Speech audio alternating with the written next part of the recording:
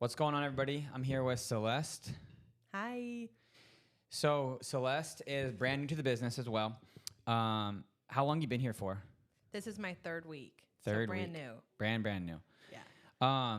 Again, interesting story coming from a W-2 position, coming from a sales organization, which I think is super cool that you guys are coming from because you have some background, but you're also like a sponge where you're being super, like you're absorbing all the information. You're not really just saying, hey, I know this. And, you're not being like, you're not really trying to repel all the information that's coming to you. So true. But tell everybody where you're from and what you used to do. Yeah. So I'm originally from Washington, Missouri. I came to Springfield, Missouri for college, kind of ended up there. So what I used to do is just sell a bunch of leads and marketing strategies to insurance agents and agencies. So all day long, I called people like that. And, it was a bunch of fun just meeting a lot of new friends on the phone. And I kind of fell in love with the phones at that job.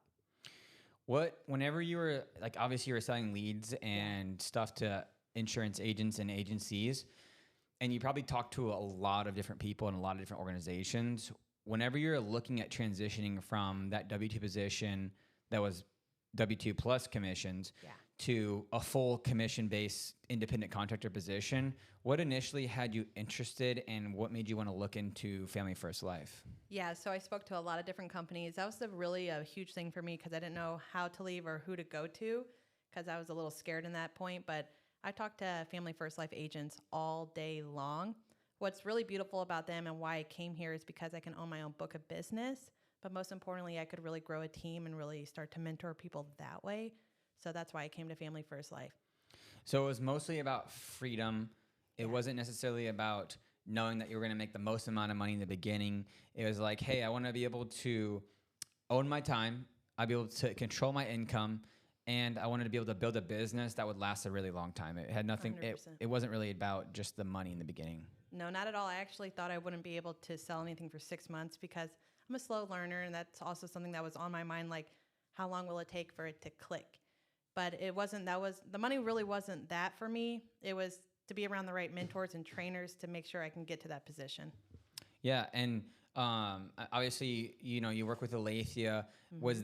Has she been a really big help and a big motivator to helping your success here in the beginning, or what do you think that was? Was it mostly just yourself, or do you think she played a little part? Alethea is a best friend of mine, so Alethea always plays a part in positivity and my mindset because we are with each other every day.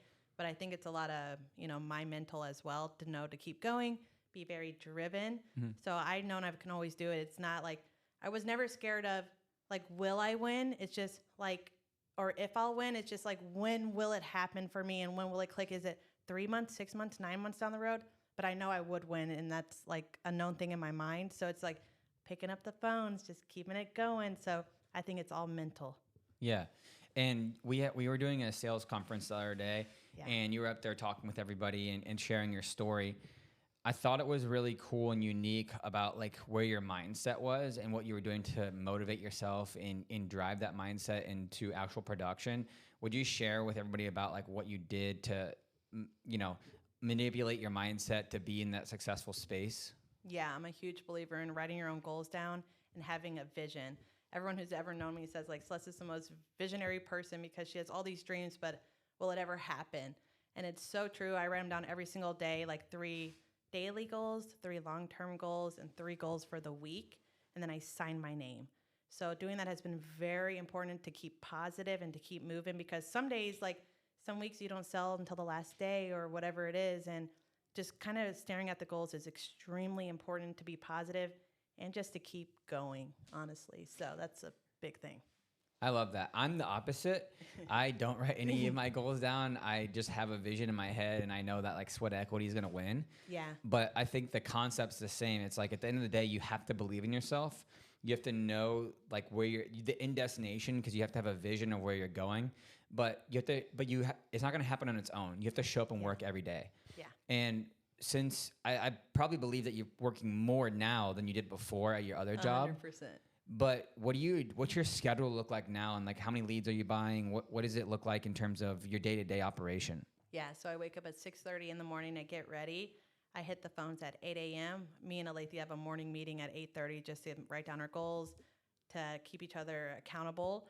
And then after 8:35, 8:40, that's when we hit the phones again. Before noon, I take a lunch noon to 1, but noon on there is like I'm dialing the phones. I do at least 300 dials a day, and I want to set a certain amount of appointments per day too. So if that's not hit by 6 o'clock, I work till 8 o'clock. If that's not hit by 8 o'clock, we work till 9. So it's just making sure that those metrics are hit, and that's extremely important. So way more than 8 hours a day. Way more. Wow. That's good though, because I think people Red Bull. I think people need to know that, because a lot of people think, hey, like I'm just going to show up, do my 9 to 5 and go home. But they have to realize that you don't get paid just for showing up. You get paid when you sell a policy, or you help a family get insurance. Yeah, and I think that's like always been in my blood, because my mom and dad grew up my whole life. They own their own businesses, and my dad woke up at 4 a.m. He didn't get home till like midnight. My mom did the same thing. Like when it all went down, like how are we going to pay the bills? So I knew it was an 8 to 5, and that's kind of why I was scared to leave too, because I had such a comfortable job. I made good money, and I knew I could leave at 5 o'clock and leave it all at the door.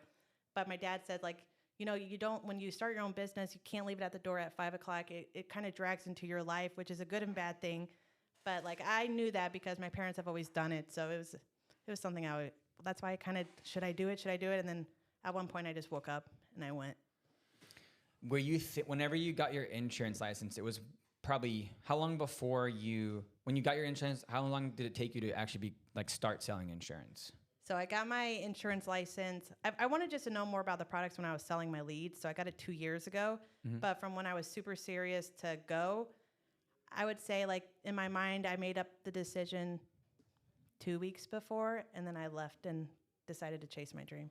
That's cool. Like, I think a lot of people have an insurance license, and maybe like 10% or less actually use their insurance license. Yeah. So like whenever you're looking at the insurance industry and you were choosing a company, was it mostly compensation? Was it leadership? What was it that made you pick where you picked to go?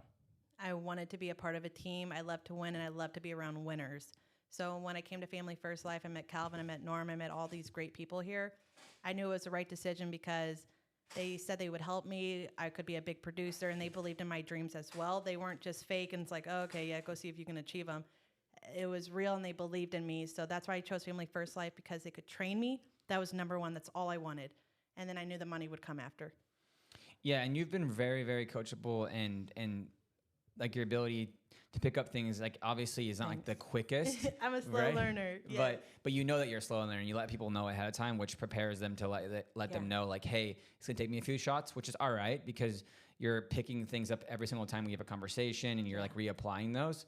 And it takes a little bit to get going in the beginning, but once you have your brain fully wrapped around it, I think that you're gonna crush it. Yeah. Well, I'll remind you of that on my bad days. So. Perfect. Since you've been here, though, how many families do you think you've helped, like, just in the short month that you've been here, you think? Yeah, so I actually did it all. So it's about 23 families. 23 families.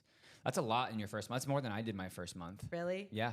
My first month, I worked 2 weeks, and then I packed all my stuff up in a U-Haul and left.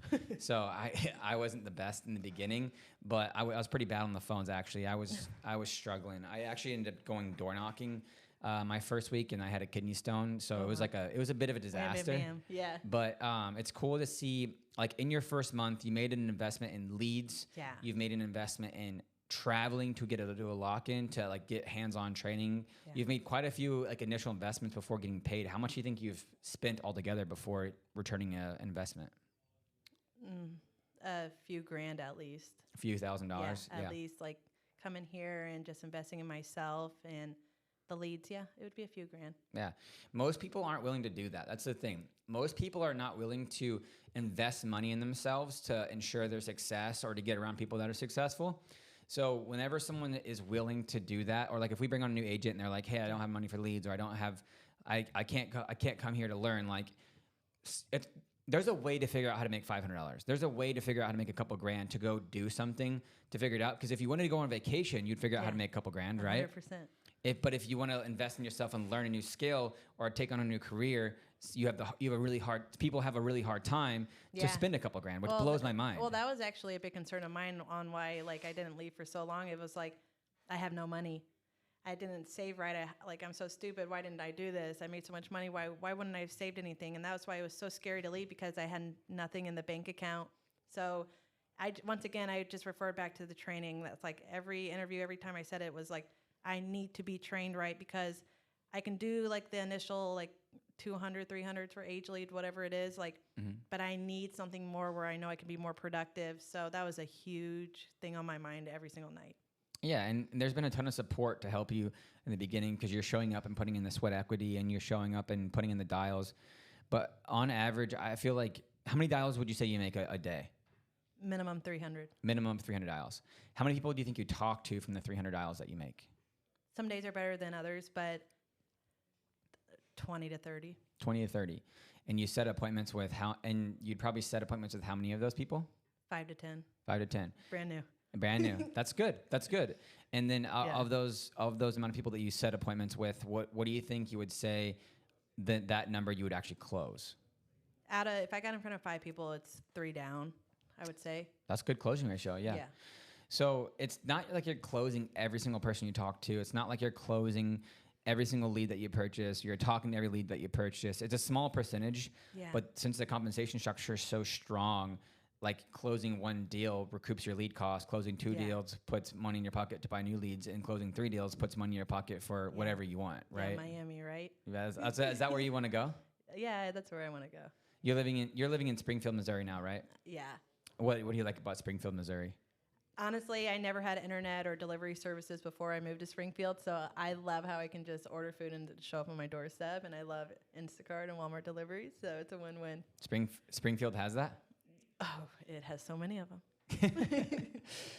But are you thinking about moving anywhere like anytime soon, or what's your plans going forward? Are you planning on staying in Springfield and going virtual, building an office out there? What is your goal? No, yeah, Springfield was honestly, I was there too long. I was only there for whatever, just to get trained and all of that. But it's time to move on. I'm out of college and to do my own thing. Once again, the attractive thing about selling insurance, I wanted to be remote and to be able to have the ability to go and do wherever. So I think about Austin, to come down here, be in the main office, be trained, be around winners again. I love being in the sales pit. I love it. So I'll probably do something like that. And then I see myself in 3 years in Florida. Yeah. And kind of like living by a beach. And that's kind of my dream, and see how much how long I'll stay. I'm a little mover. So, but we've had a couple conversations, and you're like, I'm really comfortable where I'm at. My boyfriend, he'd have to get on board with me, and like, there's a lot of moving pieces still to happen. Yeah. But what, like, you think the number one thing that's got you actually like stirred up to start like putting things to action was that, like, seeing the office in action and seeing everybody making sales, or what do you think that really like got the gears moving? Yeah, it's like sitting, even if it's in the corner, and like, I love picking up what other people say. That's why I love being on rolling Zooms all day, even when I'm virtual, because I love what other people say. So I'm kind of just soaking it up. I love to be around like big people who are producing just 10 times as much as me, because I am a sponge. I really do want to learn. I know I can win. I'm a winner. It's just like I need to be in the right environment. So I think that's why it's pretty crucial to be here with you and all the other teammates. I love that. Yeah. So is there anything that, like, I know you're building your own agency and you're building out your team right now and you're recruiting, but what was the what do you think the number one thing is that you can contribute to your success in the beginning that like helped you get through your first appointment? Knowing that I won't know it all, and I'll fall on my face, and it'll be okay. If I'm a big believer in being you. So like showing off your personality, and you'll always win if you do it that way. So just knowing I'll fail and being okay with it, and just being positive along the road.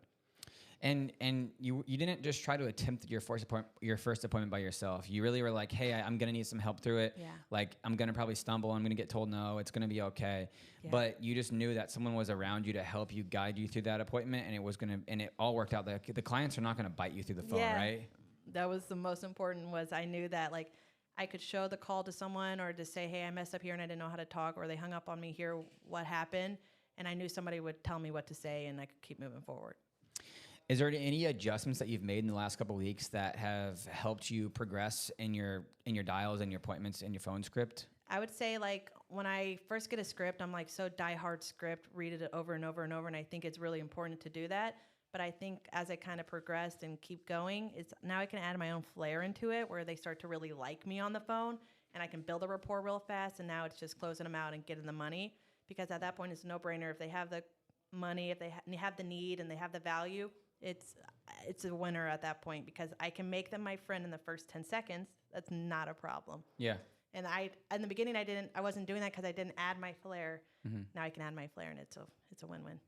So, and I've listened to quite a few calls and listened to your growth and what you've changed. Because in the beginning, you were just trying to like be their friend. Like you said, you're trying to be their friend. You're trying to like just like jazz them up, make them feel good, and they would be like, "Oh yeah, I'll get back to you," right? Yeah, always. And then they would never call you back. Yeah, unfortunately. And so what you've changed, what I've seen you change a lot was like, hey, like I'm gonna be really nice and treat you really well because you're gonna be my client, and I'm gonna build some good rapport. But then we're going straight back to business. I'm gonna explain how this is gonna work, and I'm gonna guide you through it. And you're being a bit more direct now, which I think has been helping a ton. You've helped me a lot with that. But like, Mr. Direct. A little over direct, I think. But I agree. With whenever you're getting clients from the initial phone call, where you're not spending a ton of time just like talking about their kid, like, you know, you're not talking about just a bunch of random stuff that doesn't mean anything. What is getting you to the Zoom, or like what's driving you to that Zoom to where you can actually close them? I always kind of think in my mind like the straight line method by Jordan Belfort.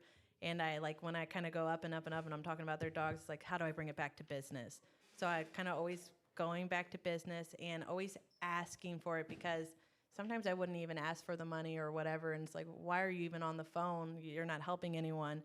So always asking, referring back to business, because once again, I have the rapport. Now I just have to ask for the money. And then, you know, at that point, it's over. I love that. So as we get ready to wrap this up, I know that you're, like I said, I know you're building a team. So. I know you're building up a team, and you're selling at a high level now, and you're crushing it. Thank you. If someone wants to reach out with you because they like you, or they want to work with you, or they like what you're like the way that you teach and coach and mentor people, how would they reach out and find you to join your team or do an interview with you? Yeah, so you can reach out on my Instagram. It's just Celeste Koritz. My Facebook, Celeste Koritz. Or you can always text me. And can I give out my number? Yeah, give it out. 636-432-3903. Text me all day long. It's no big deal. You're never a bother. I always was nervous about that. I asked too many questions, and reach out and we kind of just talk about it. Well, thank you so much for coming on the podcast. Really appreciate you, and I'm excited for your growth this year. One last thing? Do you think you're gonna hit Hall of Fame this year, or what's your goal? Yes, it's in my goals every single day. So of course I will. So it's super exciting. I'm like, what should I wear across the stage? You tell me. So hopefully a red jacket. Don't get me started. All right, Celeste. I hope you have a good day, and thanks so much. Thanks, Calvin.